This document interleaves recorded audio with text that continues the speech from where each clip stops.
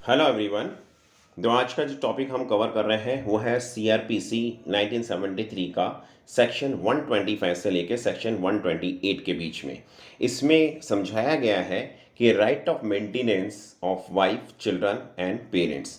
Introduction के form में हम कहेंगे कि each and the every person should maintain his wife minor children and parents, यानी कि हर आदमी का ये कर्तव्य है कि वो अपनी वाइफ को और अपने माइनर चिल्ड्रन को और जो पेरेंट्स हैं उनको उनका टेक केयर करे, उनकी देखभाल करे, उनको maintenance they.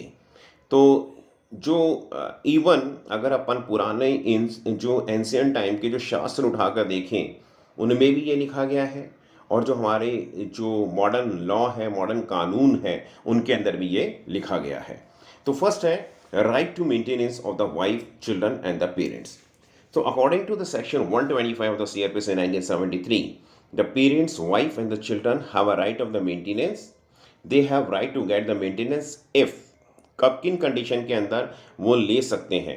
Wife is unable to maintain herself, यानी जो बी वाइफ है वो अपने आप को मेंटेन नहीं कर सकती, उसके पास में सफिशिएंट मीन्स ऑफ जो इस तरह का जो नहीं है कि जिससे उसके पास में इस तरह का कोई सोर्स ऑफ इनकम नहीं है। Second, legitimate or illegitimate minor child if unable to maintain, यानी जो भी इलीगल या लीगल, मतलब लैंग्वेज लीगल लैंग्वेज में हम कहेंगे लेजिटिमेट और इलेजिटिमेट चाइल्ड है जो कि माइनर है और अपने आप को मेंटेन करने में अनेबल है।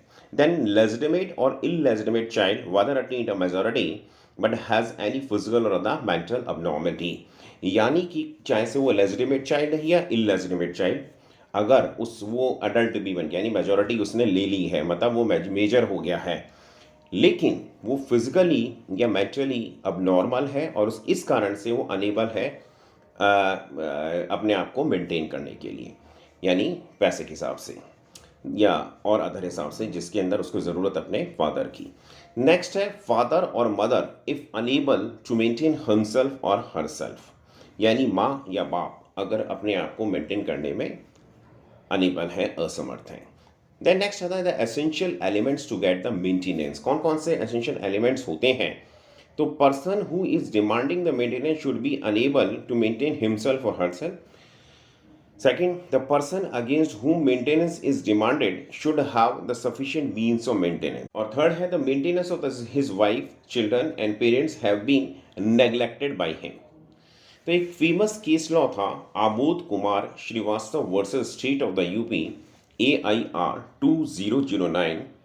इसमें the court said that the maintenance of the daughters should be given even after majority if daughter is suffering with any physical or mental disability and unable to maintain herself, यानी कि अगर कोई daughter है, बेटी है और वो major हो चुकी है लेकिन उसको किसी तरह की मेंटल या फिजिकल डिसेबिलिटी है और इसके कारण से वो अनेबल है अपने आप को मेंटेन करने के लिए, तो ये उसके फादर की ड्यूटी बनती है कि उसको मेंटेनेंस अमाउंट दे।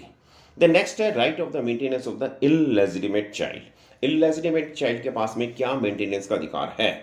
The illegitimate child has a right to get maintenance according to section 125 1 sub clause b and c of CRPC 1973, यानी CRPC के सेक्शन 125 1B-C के अकॉर्डिंग जो है कि क्लेम कर सकते हैं if he is unable to maintain, अगर वो माइनर है, या if major but unable to maintain himself due to the physical or the mental disability, यानी कि वो मेजर है लेकिन उसको कोई फिजिकल या मेंटल डिसेबिलिटी है और उसके कारण से वो अगर सपोज करो मेंटेन नहीं कर पा रहा है। तो द नेक्स्ट है right of the maintenance of the parents.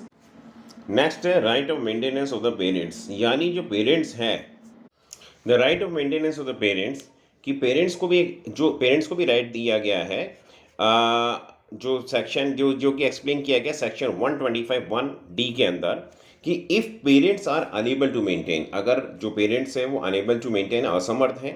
Second, उनके बेटे के पास में सफिशिएंट मीन्स है मेंटेन करने के।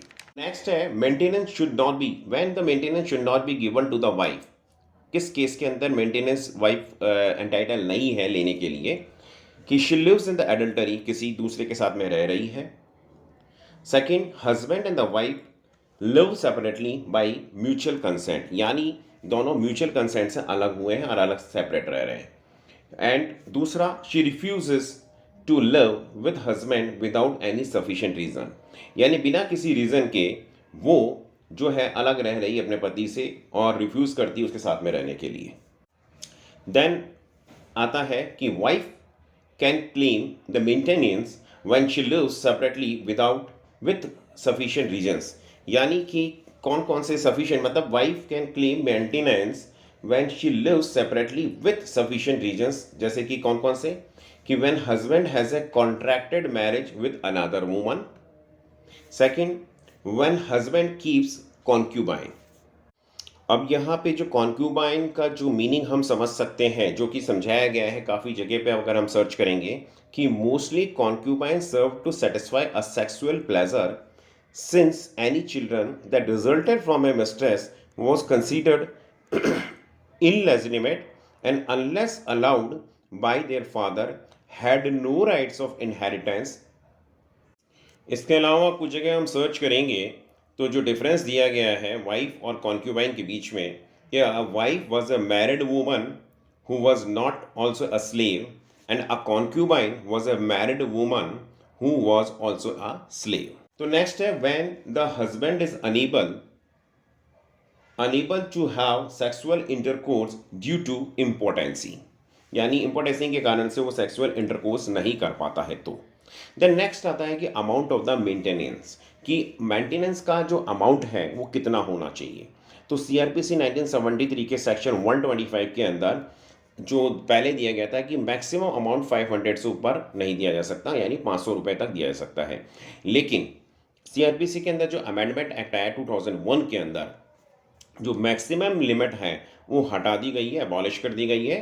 अब ये जो है मजिस्ट्रेट के डिस्क्रिप्शन पे निर्भर करता है, मजिस्ट्रेट पे निर्भर करता है कि वो कितना मैक्सिमम अमाउंट देना चाहते हैं, दे सकते हैं, यानी उनके पास में एक अधिकार है कि वो मैक्सिमम लिमिट जितनी भी वो डिसाइड करना चाहें वो कर सकते हैं। ये अलग बात हो सकती है कि वो जो क्लास ऑफ मजिस्ट्रेट, यानी जो उनके अधिकार क्षेत्र में कितना है अमाउंट, जो भी मैक्सिमम हो सकता है वो उनके अकॉर्डिंग वो दे सकते हैं। द नेक्स्ट आता है alteration of the maintenance act, maintenance amount. So it has been explained in the section 127 of the CRPC 1973 that magistrate can alter the amount of the maintenance according to the situation। यानी कि जैसे मैं example दूं आपको कि suppose करो जब divorce की जो फाइल लगी या डिवोर्स हुआ उस समय मान लो अगर सपोज करो वो जो हस्बैंड है वो अनएम्प्लॉयड था, तो उसकी जो वाइफ को जो पैसा दिया जा रहा था मान लो 1000 रुपये दिया जा रहा, साल 2 साल 3 साल बाद उसकी नौकरी लग जाती है और उसको एक अच्छी सैलरी मिलती है, तो जो वाइफ है वो एंटाइटल है, यानी वो वापस से केस फाइल कर सकती है और मजिस्ट्रेट के थ्रू, यानी मजिस्ट्रेट के पास अधिकार है कि वो उसका जो है मेंटेनेंस अमाउंट को इंक्रीज़ कर सके। जैसे क्योंकि जो उसके अंदर रीजंस कई हो सकते हैं, जैसे कि उसकी सैलरी अच्छी आने लग गई है या फिर एक्सपेंसेस बढ़ गए हैं। देन नेक्स्ट आता है कि when to pay the maintenance amount, maintenance amount कब दिया जाना चाहिए। तो it has been explained in the section 125(2) of CRP 1973 that amount of the maintenance will be paid, दो बातों में से, from the date of application or from the date of order। The next is the application for the maintenance, किस तरह से application लगाई जाएगी। तो ये it has been explain in the section 126 of the CRPC 1973 that wife can give application to the magistrate, जहाँ कहीं भी वो है हस्बैंड है, या जहाँ कहीं भी जो हस्बैंड और जो वाइफ है वो रहते हैं, या फिर जहाँ कहीं भी हस्बैंड और वाइफ लास्ट में रहे थे। देन नेक्स्ट आता है non compliance of the order. So it has been explained in the section 125(3) of CRPC 1973 that the magistrate can issue warrant sent for the imprisonment to the husband if he does not give maintenance amount without sufficient reason, यानी बिना किसी reason के अगर जो husband है, जो उनको बताया गया है जितना भी अमाउंट जो ऑर्डर निकाले गए थे मजिस्ट्रेट ने, वो उसको नहीं पे करता है, तो वाइफ को नहीं देता है, तो बात आती है नेक्स्ट इंटरिम मेंटेनेंस की। जो इंटरिम मेंटेनेंस के बारे में जिक्र किया गया है, वो किया गया है, इसको एक्सप्लेन किया गया है सेक्शन 128 ऑफ द सीआरपीसी 1973 के अंदर। इनमें कहा है कि interim maintenance can be given by the husband to the wife if she needs it urgently and the case is pending. मान लो सपोज करो केस अभी चल रहा है और अभी तक कुछ फाइनलाइज नहीं हुआ है, लेकिन जो वाइफ है उसको बहुत ज़्यादा अर्जेंट नीड है, उसकी हालत बहुत ज़्यादा ख़राब है, वो अपने आप को मेंटेन नहीं कर पा रही है, तो उस केस के अंदर मजिस्ट्रेट के पास में पावर है कि वो जो है उनको जो है इंटरिम डिविडेंड का इंटरिम मेंटेनेंस का ऑर्डर दे सके। देन नेक्स्ट होता है मेनली मेंटेनेंस। किन मेनली जो मेंटेनेंस जो दी जाती है ना, वो दी जाती है फुलफिल करने के लिए तीन चीज़ों को, फूड को, लॉज को एंड क्लॉथ, यानी फूडिंग, लॉजिंग एंड क्लोथिंग के लिए। देन अगर अपन चार्ट के रूप में समझें तो मेंटेनेंस जो है वो सेक्शन 125 में वाइफ और चिल्ड्रन और पेरेंट्स को देने के लिए, 126 बोलता है प्रोसीजर के बारे में, 127 बोलता है ऑल्टरेशन इन द मेंटेनेंस के बारे में, और 128 बोलता है इंटरिम मेंटेनेंस के बारे में। तो जिसमें जो फेमस केस लॉ था वो था Mohammad Ahmad Khan versus Shah Bano Begum AIR 1985। In that, the Supreme Court said that Shah Bano has a right to get alimony from Muhammad Ahmad Khan. Now, what is the conclusion? The conclusion is that wife is also entitled to get the maintenance besides of the CRPC 125 of the CRPC 1973। यानी कि जो जो wife है वो husband से maintenance लेने का अधिकार सीआरपीसी के सेक्शन 125 के अलावा कुछ और एक्ट भी हैं जिनके अंदर वो अपना डिमांड कर सकती है, जैसे section 23 of the domestic violence act, section 24 of the Hindu marriage act, section 18 of the Hindu adoption and maintenance act,